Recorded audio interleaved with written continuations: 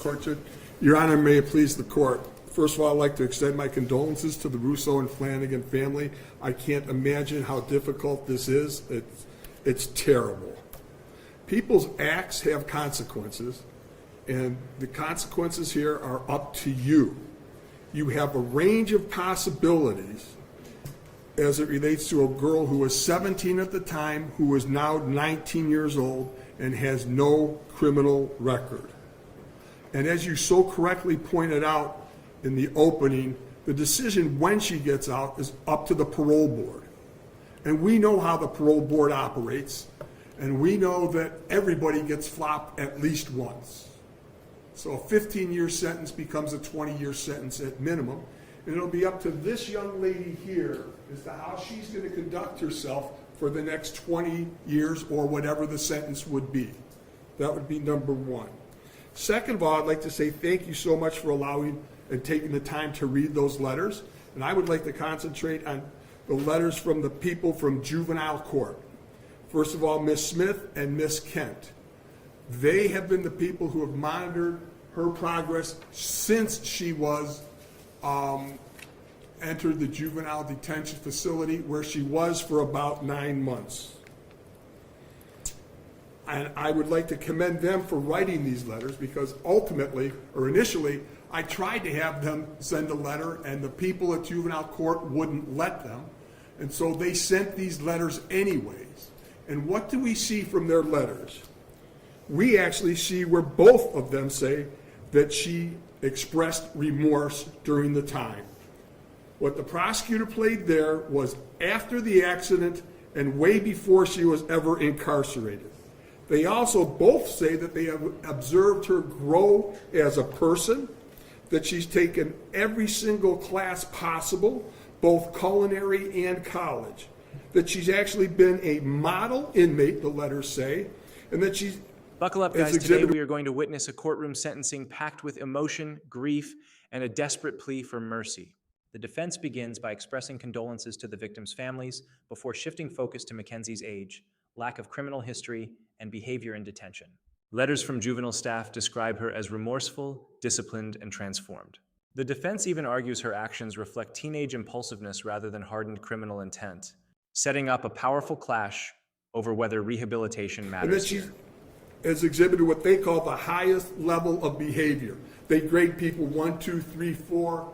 The better your behavior, the higher the number. She has always received the highest number. She's also been receptive to counseling, and as Ms. Kent said, she has been making amends. I'd ask you to pay special attention to the letter from Kelly Leitner that I think talks about certain, she cites certain things. Ms. Leitner is asking you to consider that the brain is not fully developed until 25 years or older.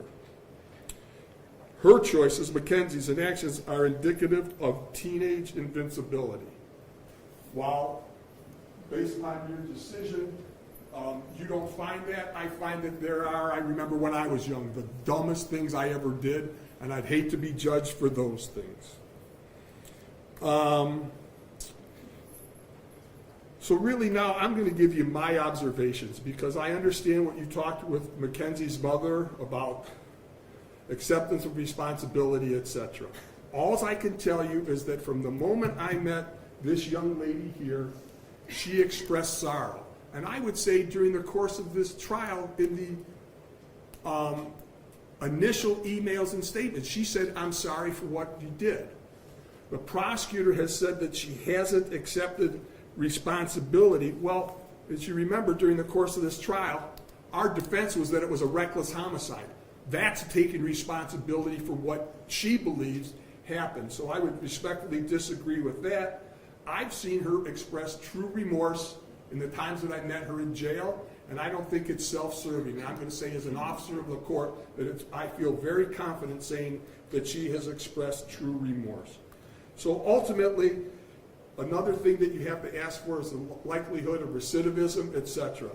Based upon all of those things, I respectfully request that you run the sentences concurrently. Thank you. Is there anybody else that wants to speak? Not on behalf of the state, Your Honor.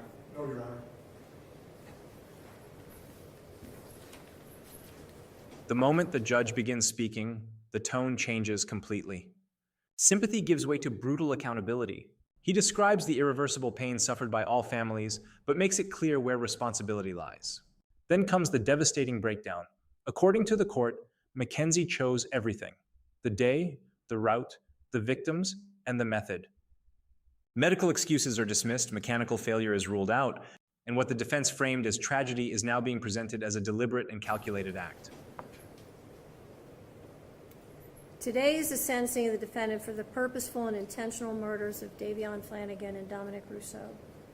And in a way, it's the second time their families are gathered again to grieve. It's also a day when Mackenzie's family will grieve for the future of their daughter. All three of these families and the friends of these families are suffering, and all of their lives have been irrevocably changed because of the actions of the defendant. The unintended and collateral consequences of a selfish, intentional, and cruel decision by Mackenzie will ripple forever in time. It's literally changed history because it's ended two lives. Two young men are dead. Their deaths were horrible, terrifying, and tragic. I will say again, if any reasonable person reviews Exhibit 802, there can be no doubt in your mind what happened this night. There can be no doubt of the absolute terror of the two people in that car. The defendant controlled all the events. She chose the day. Specifically, she chose a day just before her 18th birthday. She chose to drive the car, the time to drive the car. She chose an obscure, previously scouted route through an industrial parkway. She chose the target to hit and the victims. She chose the means and the method to follow through. And she planned and purposefully executed the events of July 31st, 2022.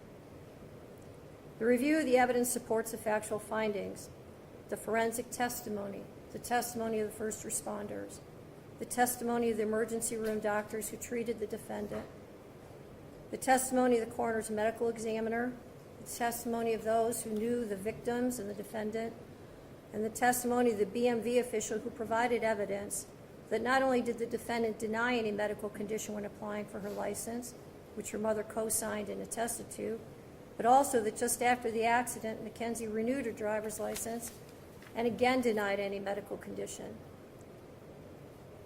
Now the judge removes every remaining defense. Even if Mackenzie intended to die herself, the court says that changes nothing. A failed suicide attempt does not erase murder. He directly tells her that no one else in the room bears responsibility for this devastation. Then comes the suspenseful turning point: consecutive or concurrent sentencing. The judge openly wrestles with whether separate lives lost demand separate punishments, acknowledging both the family's pain and the weight of justice before delivering the decision. In fact, the defendant was so concerned about driving that, as the state mentioned, during the investigation, she asked if they could just suspend her license for 10 years. It is hard to fathom how a person could be concerned about their driving privileges, having just been responsible for the deaths of two people. There was no medical condition that caused this as an accident. There was no mechanical failure of the car. The record is clear on the facts and the evidence. Her mother's uncorroborated statements without any medical testimony or records is not persuasive. It is also important to remember that even if Mackenzie intended to also die in this crash, that is irrelevant. A failed suicide attempt is not a defense to murder. And even in a murder-suicide attempt, when the perpetrator executing the plan survives, the other death or deaths are still murder. There's only one person who's responsible for the pain of everyone in this room, and that person is you, Mackenzie. Nobody else is responsible. This isn't the fault of Dominic's family, or Davion's family, or your family. And I know that each of you have asked your questions to yourselves, what if? What if I had done this or that? The truth of it is, none of us can control the intentions of another. And when there is a purposeful intent to harm or kill someone, It is the perpetrator alone who bears the responsibility for the choice and the consequences and the harm that follows. The difficulty for sentencing today, honestly, is whether or not I believe you should get consecutive sentences. I'm troubled that should I give you a concurrent sentence, that people will believe that somehow I'm being disrespectful to one of the victims. And on the other hand, I have to weigh the punishment. There's a very good likelihood, Mackenzie, that you will spend the rest of your life in prison. That won't be up to me. That will be up to the parole board, and that will be up to you to a great extent. I understand that the pain in this room wants me to impose the harshest sentence, but I don't believe that would be the appropriate sentence, because I do believe that Mackenzie will not be out in 15 years. So she's sentenced on count 2, the murder of Davion Flanagan, 15 years to life. She's sentenced on count 1, the murder of Dominic Russo, 15 years to life, to be served concurrent to each other with credit for time served. I'll waive fines, fees, and costs, and your appellate counsel will be assigned. Are there any questions from the state? No, Your Honor, thank you. Any questions? No, Your Honor. All right, thank you.